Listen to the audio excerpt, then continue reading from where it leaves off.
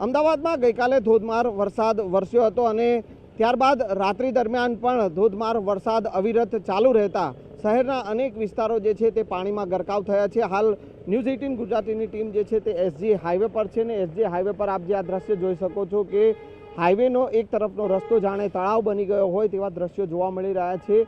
જે દ્રશ્ય જે છે ક્યાંક ને ક્યાંક વાહન ચાલકો જે છે એ અહીંયા મુશ્કેલીમાં હોય તેવા દ્રશ્યો પણ જોવા મળી રહ્યા છે। રાહદારીઓ હોય તેઓ પણ પાણીમાંથી જ પસાર થઈને તેઓને જવાની ફરજ પડી રહી છે। એટલે કહી શકાય કે જે પ્રકારે હવામાન વિભાગે આગાહી કરી છે હજુ પણ અમદાવાદમાં 3 થી 4 દિવસ ધોધમાર વરસાદ જે છે તે વરસી શકે છે અને તે સ્થિતિને જોતા હાલ આ દ્રશ્યો જે છે એસજી હાઈવે પરના આ દ્રશ્યો છે જે કારગિલ પેટ્રોલ પંપની પાસેના આ દ્રશ્યો છે કે જ્યાં પાણી ભરાય છે। એસજી હાઈવે પરનો એક રસ્તો જાણે તળાવ બની ગયો છે એક તરફનો રસ્તો અને તેના કારણે વાહન ચાલકો હાલ જે છે અહીંયા મુશ્કેલીમાં જોવા મળી રહ્યા છે।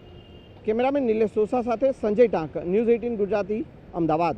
અમદાવાદ સહિત રાજ્યભરમાં ભારે વરસાદની આગાહી છે અને ગઈકાલે પડેલા ધોધમાર વરસાદ અને રાત દરમિયાન જે છે વરસાદી વાતાવરણ અને વરસાદી માહોલના કારણે હજુ પણ અમદાવાદના અનેક વિસ્તારો જે છે તે પાણીમાં ગરકાવ છે અને હાલ ન્યૂઝ 18 ગુજરાતીની ટીમ જે છે તે ચાણક્યપુરી વિસ્તારમાં છે અને આપ જ્યાં જોઈ શકો છો કે ચાણક્યપુરીનો જે રોડ જે છે કે જે એસજી હાઈવે તરફ જાય છે અને તમામ જગ્યાએ પાણી જોવા મળી રહ્યું છે। તમામ રસ્તાઓ પર જે છે તે પાણી ભરાયેલા છે, ગોઠણ સુધી પાણી ભરાયેલા છે અને તેના કારણે લોકો જે છે તે મુશ્કેલીનો સામનો કરી રહ્યા છે।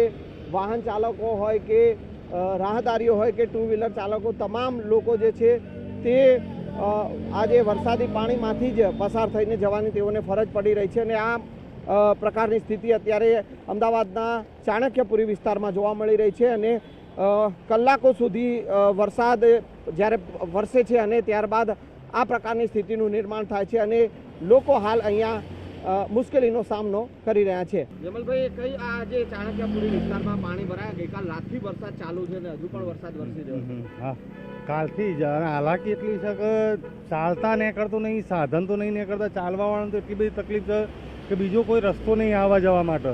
અહીંથી અહીં રોડ ક્રોસ કરવો હોય તો બીજો કોઈ રસ્તો નહીં અને સાધનમાં પલાળી દી। કાલ કેળવનું પાણી હતું, આજ તો થોડું ઓછું થયું છે, વરસાદ ઓછો છે એટલે હેરાનગતિનો કોઈ પાર જ નહીં એમ।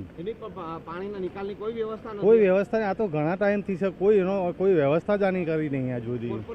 કોર્પોરેશનમાં કોઈ ધ્યાન જ જોવા જ નહીં આવતા કે દૂધ લેવા જવું હોય તો હેરાન થઈએ। મુકેશભાઈ, ક્યાં કઈ બાજુ જઈ રહ્યા છો? પરિસરમાં બધા ચાણક્યપુરીમાં પાણી ભરાયા છે, હા, શું તકલીફ થઈ?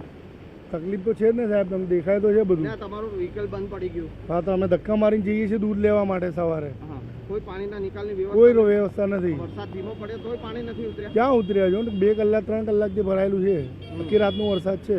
હેડવાનું બહુ પ્રોબ્લેમ પડે, આટલું બધું પાણી ભરાઈ જાય, અમે ચાલવું છે જેમ અમને રિક્ષા મળતી નહીં તો અમે નોકરી કેવી રીતે જઈએ? કઈ બાજુ જઈ રહ્યા છો? અમે સોલા સિવિલ નોકરી કરીએ હાઈ સ્પીડિંગમાં, ત્યાંથી અમે નોકરી કરીએ। આટલું બધું પાણી હોય અમને બહુ હેડવાની તકલીફ પડે।